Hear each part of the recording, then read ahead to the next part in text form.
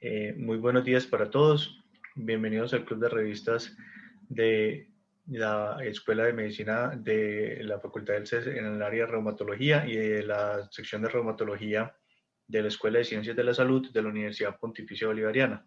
Como es costumbre, vamos a tocar algún tema que sea de particular importancia desde el punto de vista de la práctica reumatológica. Y el día de hoy vamos a tomar un artículo que es importante, no tanto por lo que hace, porque realmente no tiene mayor profundidad adicionalmente a un consenso, pero por las implicaciones que tiene para capilaroscopia, que es una de las áreas de interés en particular de este grupo.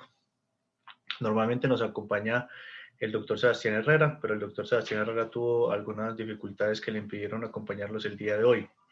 Recordemos brevemente, el doctor Sebastián Herrera es médico reumatólogo, trabaja en la Clínica Las Américas, trabaja en ART Médica y en su consulta particular.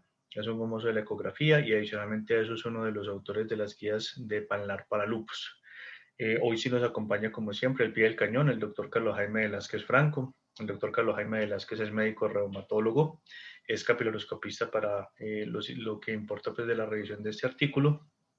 Es además de eso profesor titular de la Escuela de Ciencias de la Salud y es además jefe del programa de especialización de reumatología de la Escuela de Ciencias de la Salud de la Universidad Pontificia Bolivariana. También nos acompaña la doctora Diana Varela, que será la persona que estará encargada de presentar el artículo. La doctora Diana Varela es médica internista epidemióloga y es la fellow que está haciendo en este momento su especialización en reumatología. Nos acompaña también el doctor Santiago Bernal, que es el fellow invitado que viene de la Universidad de La Sabana, que también está pues, acompañándonos y está haciendo el fellow en reumatología, y nos acompañan diversas personas y amigos del grupo que siempre están pendientes como de las publicaciones. Mi nombre es Miguel Mesa, soy médico reumatólogo, soy capilaroscopista también, soy profesor asociado de la Escuela de Ciencias de la Salud de la Universidad Pontificia Bolivariana. Con esta introducción, doctora Diana Varela, tiene usted el micrófono. Adelante. Muchas gracias, profe. Vamos a presentar entonces este artículo que tenemos la fortuna de tener a dos participantes del artículo, que es el doctor Miguel y el doctor Carlos Jaime, para discutir el artículo. Entonces, se llama Reporte de capilaroscopio en investigación clínica en las enfermedades musculoesqueléticas. Esta es una revisión sistemática y un consenso internacional Delphi. Entonces, para los que no están muy familiarizados con la capilaroscopia, recordemos que la videocapilaroscopia del lecho ungular es un examen que es no invasivo, que ayuda a evaluar la normalidad microvascular y cada vez es más útil y es más usada como herramienta tanto diagnóstica como pronóstica, principalmente en enfermedades del espectro de la esclerosis sistémica. Es ampliamente usada en Europa, en una minoría en Estados Unidos y también pues se realiza en Colombia en la Fundación Santa Fe, en la Clínica Universitaria Bolivariana. Se realizó pues una encuesta internacional de biocapilaroscopio y este sigue siendo el gold estándar para el estudio del fenómeno de Raynaud y ahora hace parte importante de los criterios clasificatorios EULAR-ACR de esclerosis sistémica muy temprana. La capilaroscopia es ahora una herramienta que está obligatoria en el currículum del Fellow de Reumatología tanto en Europa como en Estados Unidos. Y esta es una herramienta que ha sido operador dependiente, por lo que cada vez se ha luchado más para una estandarización y evitar pues que sea tan operador dependiente y ser mucho más objetivo. Entonces, esta estandarización ha ayudado tanto para la práctica clínica como para la investigación y es uno de los propósitos del grupo de microcirculación del grupo EULAR desde su creación del 2015. Entonces, Hay que hacer una salvedad, Dianita, brevemente, y es que la razón por la que la biocapilaroscopia continúa siendo el estándar de referencia para la evaluación de la microcirculación es porque usted puede ver tanto la microcirculación como los hallazgos específicos, que es el megacapilar, que tiene una especificidad de más de un 95% para el diagnóstico de esclerosis sistémica. Y adicionalmente a eso, porque las técnicas, digamos que asistentes, como son por ejemplo la termografía, pues si bien le permiten ver una alteración, carecen de esta capacidad de definición. Entonces eso es, digamos, muy importante. Y la otra cosa es que si bien se han hecho estudios para tratar de entrenar a los médicos y se sabe que con un entrenamiento corto de hasta 1 hora el médico puede tener como entrenamiento para distinguir el patrón de esclerosis sistémica, para la realización de capilaroscopia sí se considera un capilaroscopista experto, un capilaroscopista que lleve más de 5 años en realizando capilaroscopia. Ok, listo. Entonces, pues este estudio se dividió en dos partes. Una fue la revisión sistemática de la literatura y el otro fue el consensus Delphi. Entonces, en cuanto a la revisión sistemática de la literatura, pues se registró el protocolo en Próspero, el manuscrito y la búsqueda se ajustó a todos los elementos indicados para las revisiones sistemáticas. La búsqueda de la literatura fue realizada hasta el 22 de julio del 2018 y se usaron 3 bases de datos principalmente, que fueron Medline, Embase y Scopus. Se buscaron artículos que incluyeran tanto población adulta como niños, que tuvieran enfermedades musculoesqueléticas, que se le haya realizado capilaroscopia, por supuesto, y que se podía realizar con varias técnicas de capilaroscopia, es decir, que se podía hacer con videocapilaroscopio, con estereomicroscopio, con dermatoscopio, con angioscopio microscópico, con microscopio USB y con oftalmoscopio. Los criterios de elegibilidad de los estudios fueron entonces estudios tanto de adultos o de niños que tuvieran enfermedad musculoesquelética, que fueran artículos originales sobre estudios clínicos, sobre ensayos clínicos, estudios observacionales o series de casos, y que estos deberían estar publicados en inglés. Se excluyeron cartas, reseñas, estudios retrospectivos y pacientes que no tuvieran enfermedad musculoesquelética. La estrategia de búsqueda, ellos muestran, no sé si ahí ven el material suplementario. ¿Lo pueden ver? No, y en internet estamos viendo.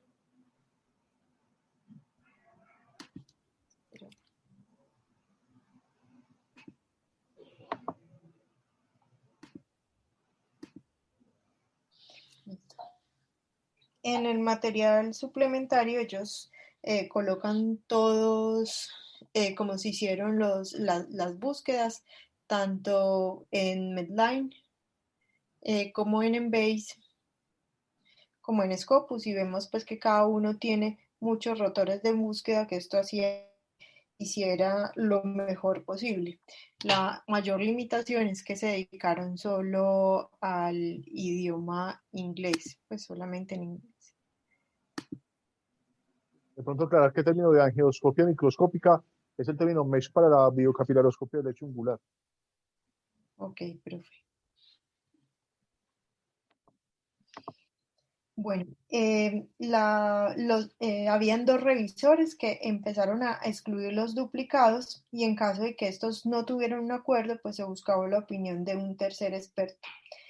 Se evaluó el diseño, el país donde se realizó, el rango de edad, el género, el número de participantes, el dispositivo que se utilizó y los detalles del examen. Y se discutió durante la reunión del EULAR 2019.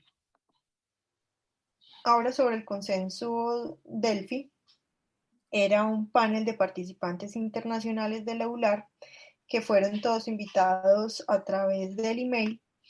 El proceso se llevó a cabo en 3 etapas. Se utilizó una encuesta en Google Forms y la primera ronda, los participantes se les preguntó qué ítems consideraban importantes para la revisión sistemática que reflejara la evidencia actual. En la segunda ronda era basada en los resultados de la primera ronda, que debía poner un rango en cada ítem, donde 1 era no apropiado y 9 era completamente apropiado.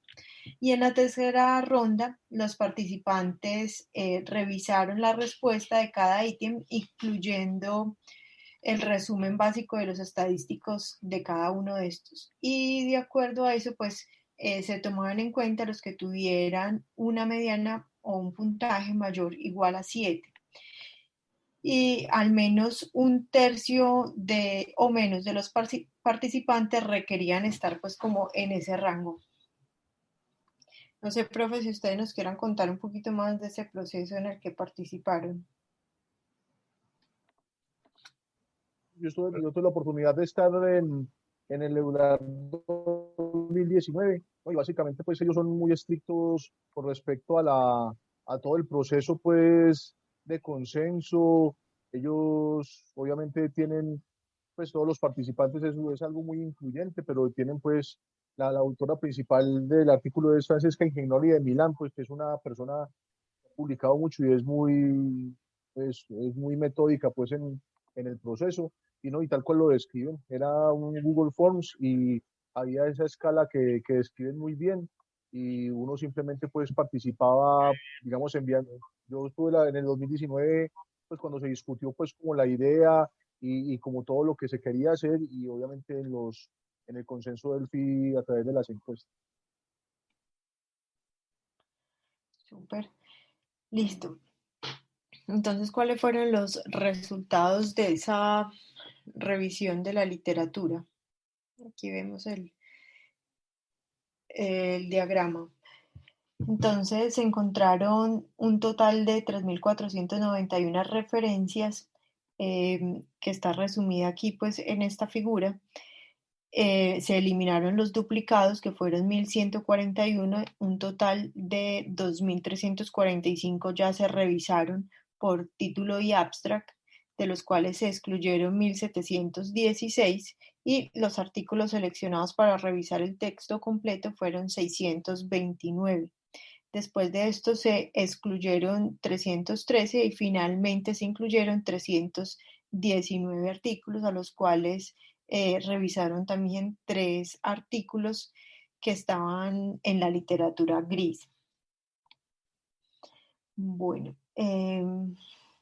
de estos estudios, los incluidos, 280 eran estudios prospectivos, 39 eran retrospectivos, 228 eran estudios monocéntricos, 91 multicéntricos, 283 nacionales y 36 estudios internacionales. De estos estudios incluidos no había ningún estudio colombiano.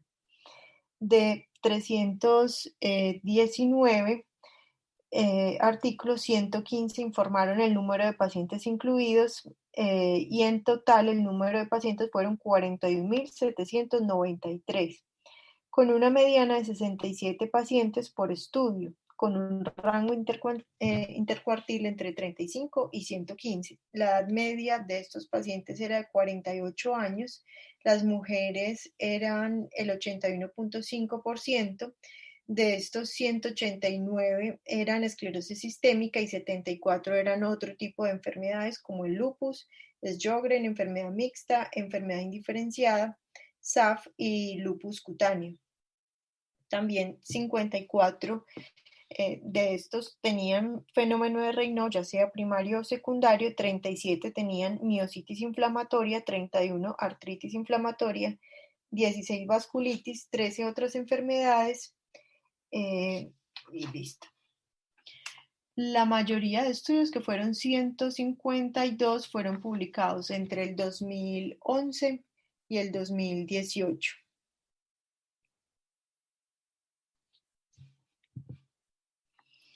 Entonces aquí tenemos lo que encontraron pues más importante según la revisión sistemática de la literatura. Entonces, que el paciente, la preparación antes del examen, que se describiera cómo era el clima pues en el ambiente, si los pacientes se les pedía que no fumaran, que no tomaran cafeína, que lavaran sus manos, que evitaran hacerse maquillaje de las uñas y evitaran el alcohol. La descripción del dispositivo, entonces el 90.3% de los artículos dijo cuál era el tipo de instrumento que utilizaban, cuál era la marca, cuál era la magnificación, qué tipo de aceite utilizaban, cómo estaba el cuarto de la temperatura, cuál era el software y en qué momento del día se estaba haciendo el examen. Y en cuanto a los detalles del examen, el 78.1% decían cuántos números, pues cuántos dedos eran incluidos, cuál dedo era incluido, cómo se hacía la lectura, cuál era la experiencia del operador, cuáles eran las razones para excluir los dedos que no se tuvieron en cuenta, cuántas imágenes se estaban tomando, cuál era la calidad de la imagen y cuánto se gastaba en cada examen. Y esto fue lo que se llevó entonces al consenso Delphi.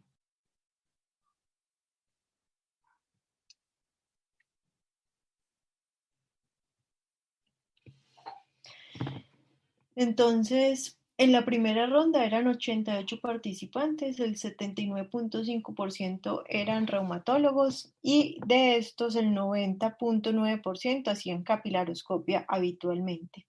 En la segunda ronda eran 85 participantes y solo 80 participantes, pues la mayoría, completó las 3 rondas. A destacar, pues habían 9 reumatólogos de Sudamérica y 3 de ellos eran de Colombia, 2 de ellos pues eran los profes, el profe Miguel y el doctor Carlos Jaime. Y los resultados finales de este consenso se resumen entonces en esta tabla. Profes, ahí, ¿qué nos quieren contar?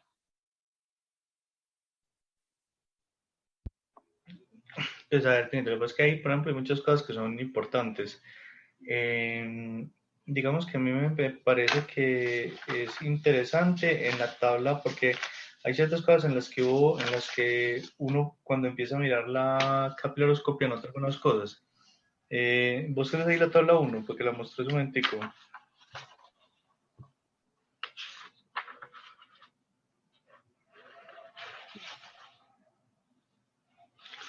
Porque si te das cuenta, por ejemplo, ellos hablan ahí de ciertas cosas que son muy importantes, ¿cierto?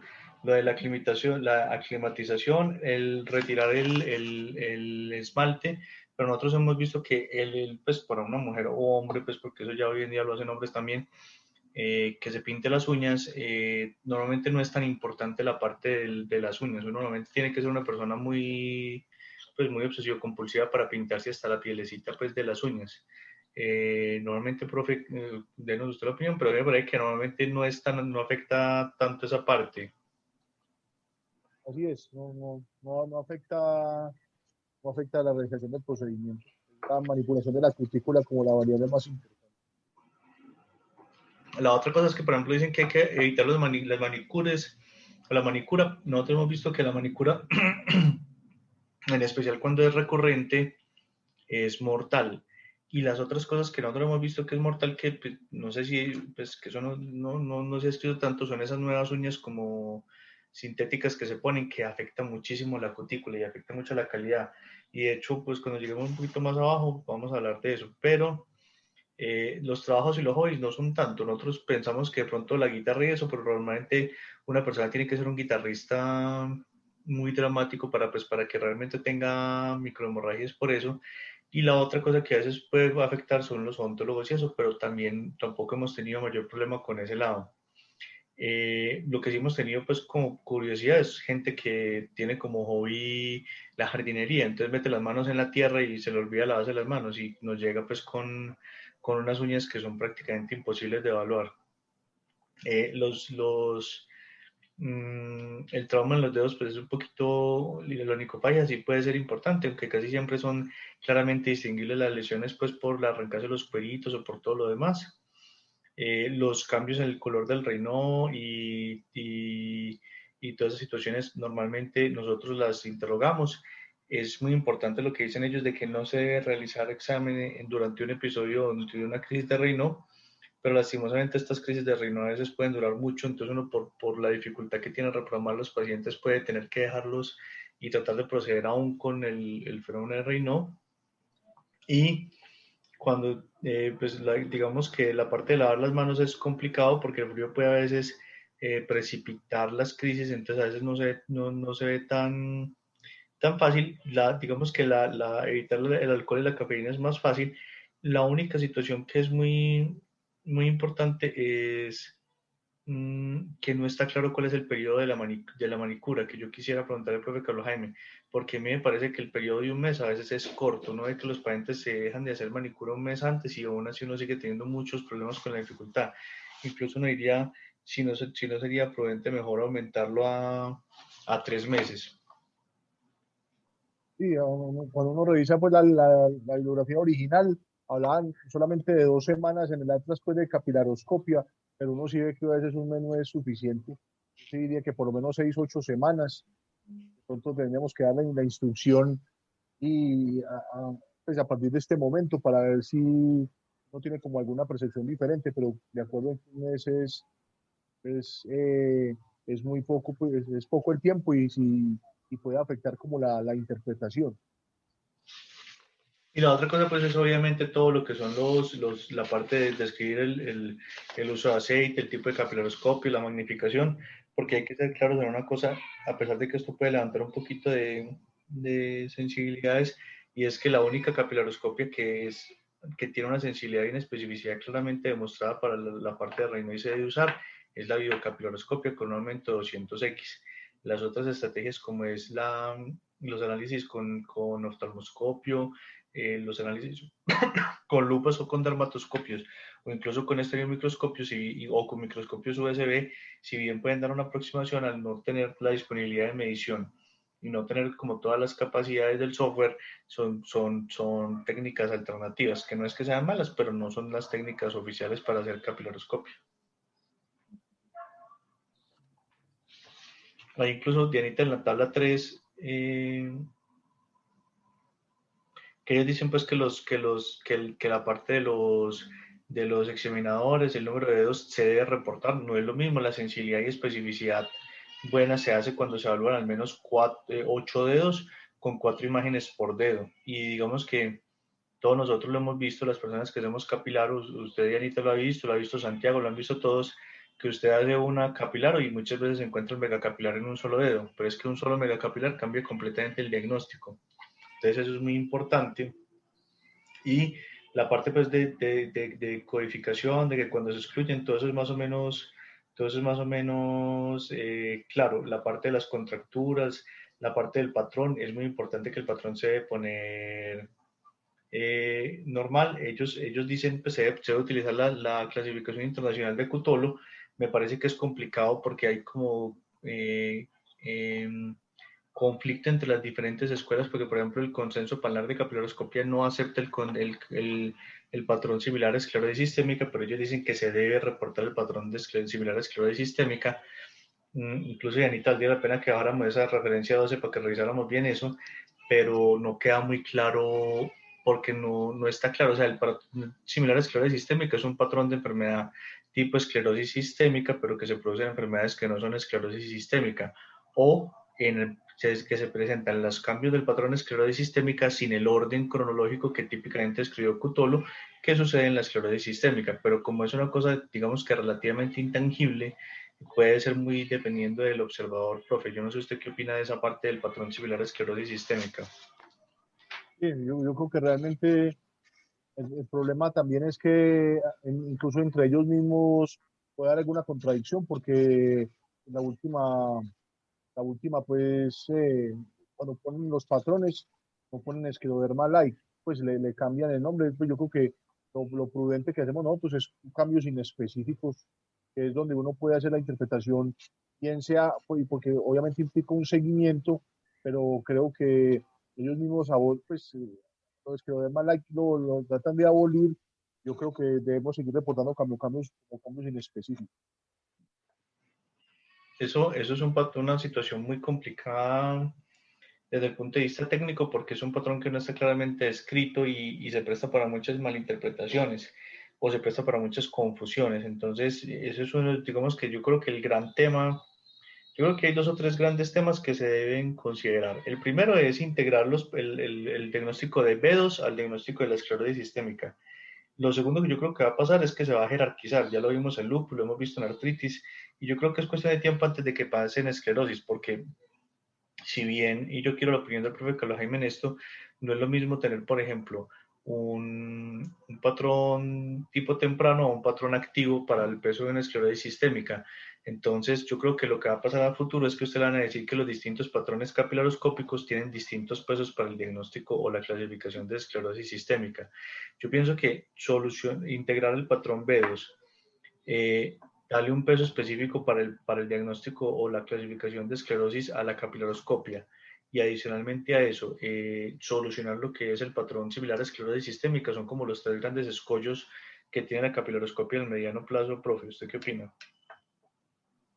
Sí, estoy de acuerdo y sobre todo, pues, me dice la pregunta que uno siempre se hace cuando utiliza los criterios clasificatorios de esclerosis sistémica, es que la ponderación de la capilaroscopia es muy baja y sobre todo que son hallazgos que no son relacionados con patrón, sino que son hallazgos individuales.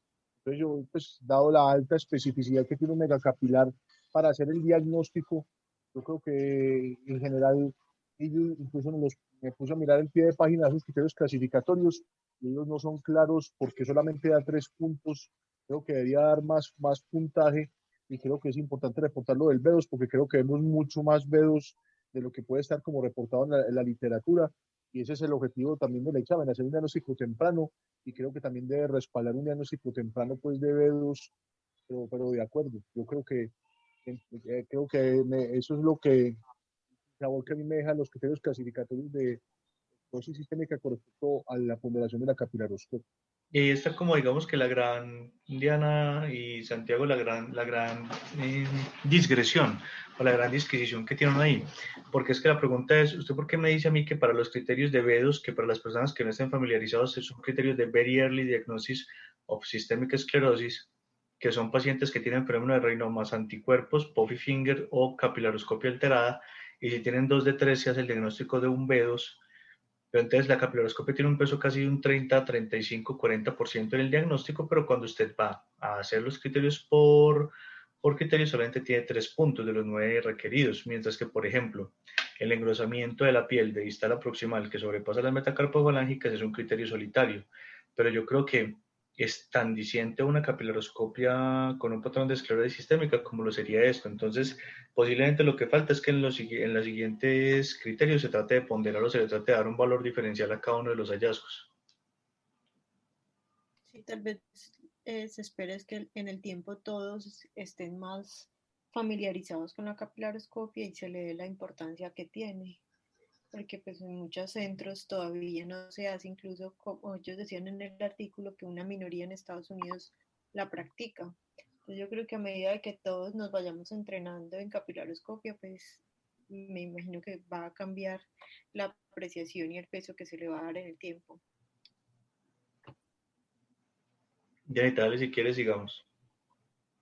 Listo, entonces pues ya nos queda pues mirar la checklist que ellos proponen de cada uno y es en la descripción de la preparación de los pacientes antes de la videocapilaroscopia.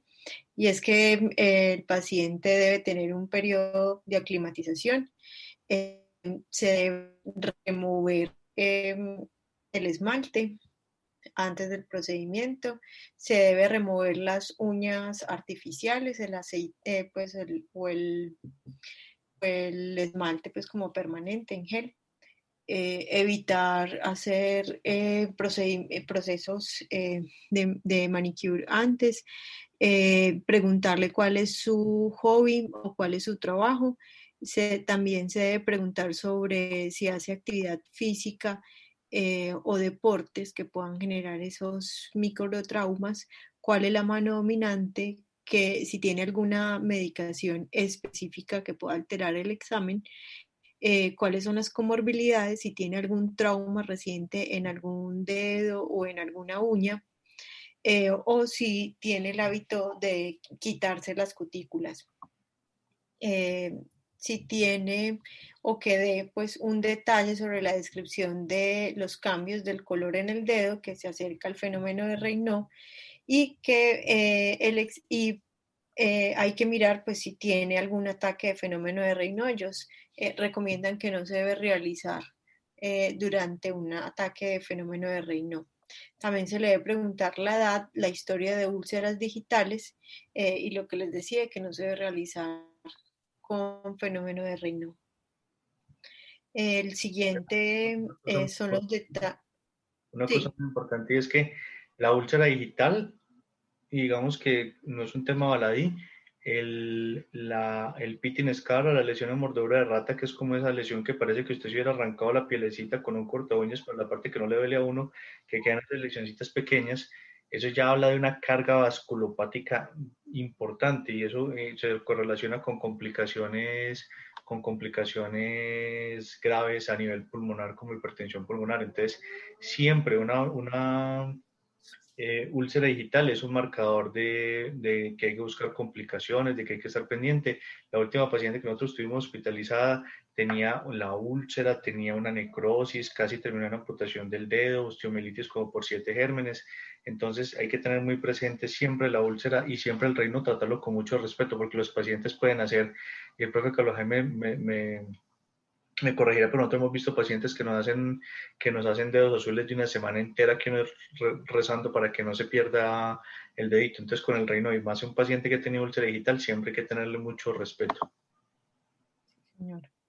Lo otro es que también es importante porque cuando revisa, por ejemplo, el consenso de expertos, cuando el del tratamiento de esclerosis sistémica en la parte vascular, pues muchas veces, si usted trata bien un Raynaud, y sobre todo que utilizan, la tendencia de los efectos es utilizar terapias combinadas, va a evitar la úlcera digital. No es simplemente lo molesto que pueda hacer el Raynaud, sino que en las primeras líneas de tratamiento de una úlcera digital son las primeras líneas de tratamiento de un Raynaud bien tratado. Entonces eso es pues que a veces uno se concentra en esclerosis sistémico, en lo orgánico visceral, pues en buscar intersticio pulmonar, hipertensión pulmonar, pero es fundamental tratar el. Entonces creo que eso es muy importante y creo que nosotros tenemos un plus.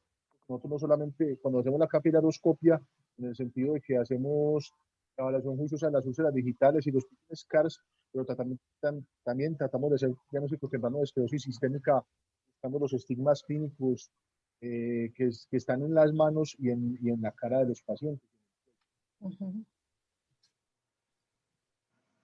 Sí, listo, profe. Entonces, ahora sobre los detalles de la descripción del dispositivo, pues se debe reportar el modelo y el dispositivo con el que se hace la capilaroscopia, los detalles de la magnificación. También se debe reportar el aceite y el software que se utilizan. En cuanto a la descripción de detalles de los exámenes, entonces los detalles de las calificaciones o de las experiencias que tenga el personal que va a realizar la capilaroscopia y el entrenamiento también debe ser especificado. El número de dedos que se examina, también cuáles dedos se van a examinar, el dedo que se deben ser pues analizados de manera separada y reportados separados.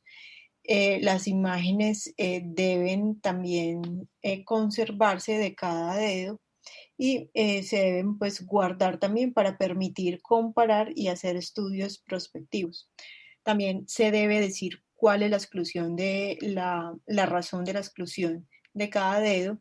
Se debe también guardar y enumerar pues las imágenes de cada capilaroscopia, los detalles de la imagen, las condiciones globales de las manos y pues los patrones que se dan, que son los que habíamos dicho previamente, es un patrón normal, no específico o patrones anormales, que son patrones de esclerosis sistémica. Los patrones que se reportan deben ser los validados, como dijimos anterior, que son los patrones del doctor Cutolo, temprano, activo, tardío y similar a esclerosis sistémica. De ahí algo, pues, ¿qué más decir? Puedes mostrar ahorita la referencia 12, yo la veo. Es como un artículo de revisión de Cutolo. Ok. Listo. Sí, habría Entonces, que mirar, porque posiblemente creo que esa es la referencia para temprano, activo y tardío, que es del 2000. Bueno, ahí habría que revisarlo. sí, señor. No, digamos que Entonces, este artículo, Diana, no es un artículo, pues porque los estudios, pues simplemente, mire que esa revisión de la literatura no dijo nada, pues dijo, ay, sí, hay muchos estudios que hablan muchas cosas y ya. Y realmente el ajá. personal Delphi, lo que sí es muy importante con el Delphi es porque le sirve a uno para tener claro qué es lo que uno tiene que hacer y no hacer. Uno quisiera, tal vez, ellos piden que se reporte mucha información. Hay alguna de esta información que no se puede realizar usualmente, porque lastimosamente no, pues no nos da el espacio o el tiempo que tenemos disponible para hacer el reporte es limitado, uno tiene un número de caracteres.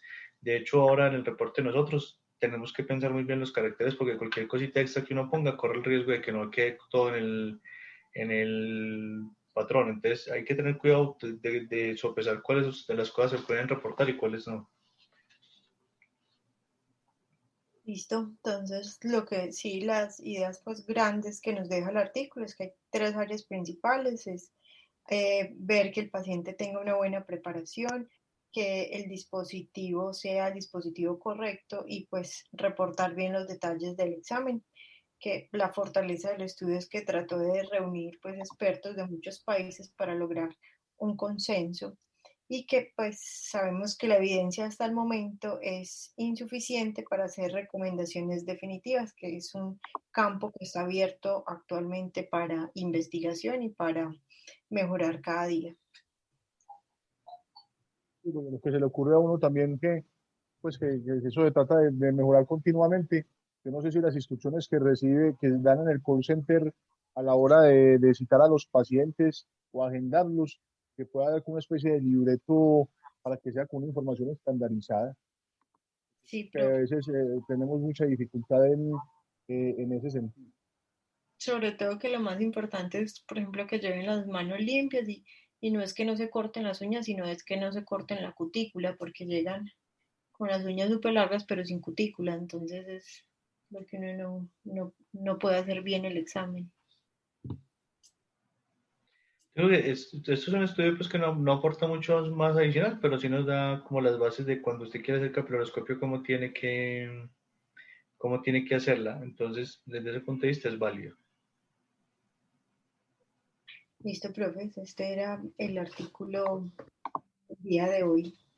Bueno, Dianita, muchas gracias por la presentación del estudio. Es una cosa que es un poquito más especializada, pero digamos que al ser una cosa que hace parte de la práctica de la unidad de capilaroscopia era necesario revisarlo. Estamos pendientes para la próxima semana. Para la próxima semana también tenemos un artículo para discutir que lo va a presentar Santiago, ¿cierto? Sí, profe. Perfecto. Entonces, pues, ya con esto podemos dar por terminado el club de revista. Les agradecemos infinitamente a todos ustedes por la asistencia, a las personas que nos están escuchando por la atención hasta el final y no nos queda más que decirles gracias totales.